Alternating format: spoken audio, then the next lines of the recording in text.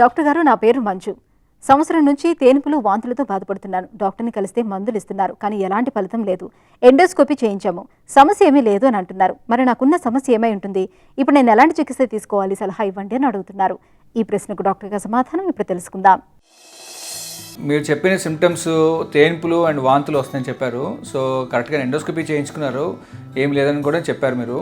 So ఈ తేన్పులు అన్ని రావడానికి కారణాలు చాలా ఉంటాయి. లోపల పొట్టలో ఇన్ఫెక్షన్ లేకపోతే యాసిడే కాదు, అదర్ కారణాలు కూడా ఉంటాయి. లైక్ సైలెంట్ రిఫ్లెక్స్ రావటము ఆర్ ఫంక్షనల్ డిస్పెప్సీ అంటాము.